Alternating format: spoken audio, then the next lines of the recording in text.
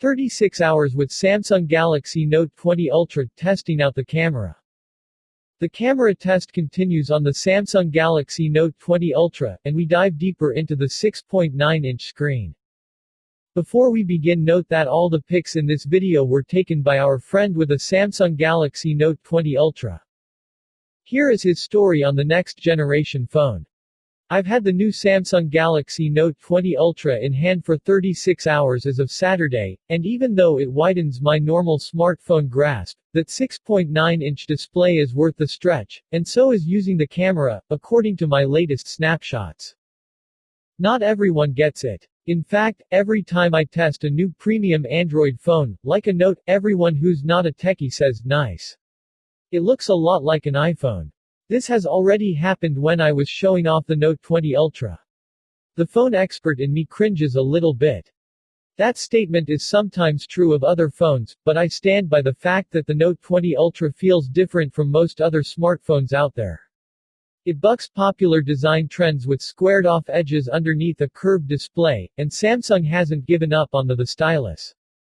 In fact, I think that this year's S Pen has some standout features that are underrated, which I'll examine soon. Spoiler, syncing scribbled down notes with audio notes is going to be amazing for students and journalists. It's not much bigger than my 6.5-inch iPhone 11 Pro Max, which I'll be retiring until Apple's iPhone 12 comes out. Samsung's 6.9-inch display doesn't feel like 0.4 inches of extra. It's only a tad longer due to Samsung's better screen-to-bezel ratio and the smallest front camera punch hole we've seen yet, much smaller than the one in the Note 20's display. What's more, the Note 20 Ultra display has a 120 Hz adaptive refresh rate, which gives it a fluid look as you play games, watch movies or simply scroll through your Instagram feed. Anything with movement looks buttery smooth. It's going to be hard to go back to any smartphone screen with a jittery 60 Hz when I'm done testing the Note 20 Ultra. Okay, no, you can't use the highest resolution QHD, or technically WQHD+, at the same time as 120 Hz. But I bet most people don't know that their Samsung phone is 1080p out of the box. It looks nice regardless. All of those people who think this looks like an iPhone won't miss those extra pixels. And it's something Samsung can work on for the Galaxy S30 in 6 months. Samsung has the most easy-to-use, fun camera. Day 1 with the Galaxy Note 20 Ultra proved to me that Samsung continues to have the easiest-to-use full-fledged camera app. It's the little thing, right from the beginning, that let me set up a shot quickly and appreciate Samsung's refined camera app functionality. Double tapping the power button to quickly launch the camera app. I don't even have to look on the lock screen to find some pesky icon that requires a long press. Making an open hand gesture to trigger selfies so I can hold my arm out and frame up the shot without having to retract and reset for every shot. Seeing a timer ring form around the 10MP selfie camera punch hole instead of badly guessing where the camera is inside the display. Invaluable for group selfies.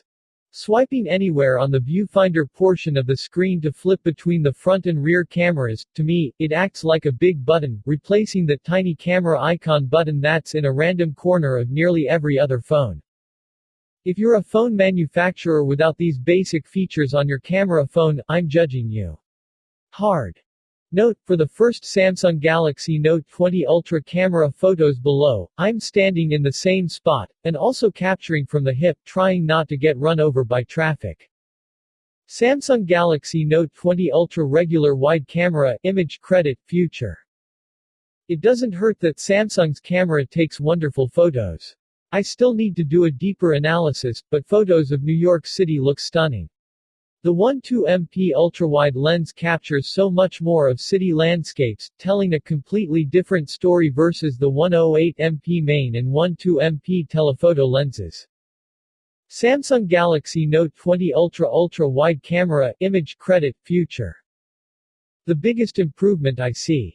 Samsung's telephoto lens, which maxes out at 50x digital zoom. No, it doesn't have that 100x space zoom feature, as seen in our S20 Ultra camera test, but that quality loss between 50x and 100x made it fairly unusable. It was a party trick we didn't need. The Note 20 Ultra's 50x zoom reach is more than enough, and the biggest deal is the souped-up 5x optical zoom, not digital, not hybrid optical, but optical. It also has a slightly wider aperture than the S20 Ultra telephoto camera, going from f3.5 to f3 to allow more light into the camera sensor, and besting the 0.8 microns with 1.0 micron to capture individual larger pixels. There's a tighter field of view on this camera, 20 degrees instead of the S20 Ultra's 24 degrees, and it's 12 MP instead of 64 MP, but I don't see issues, I only see improvements so far. Zooming into the Empire State Building for the first time was a bit shocking. Whoa, I didn't even mean to get that close, I thought. All of the shots, main, telephoto and ultra-wide, looked great. I did have to refocus the 10MP selfie camera while in front of the Empire State Building, as I was in the dark in the foreground while the brightly lit background of New York's 34th Street dominated.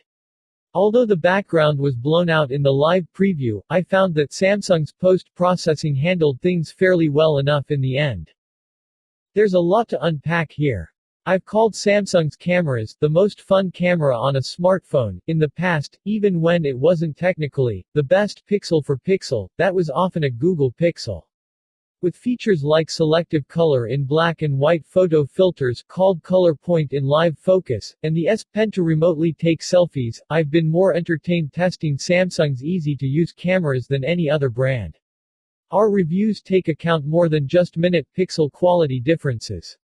I'll be back with more Samsung Galaxy Note 20 Ultra impressions as I continue to use this phone. It's 108MP, 8K video and that literally striking S Pen. It's a massive, complex handset, with an ongoing review and in-depth rolling updates to match. Subscribe to the channel for the latest news.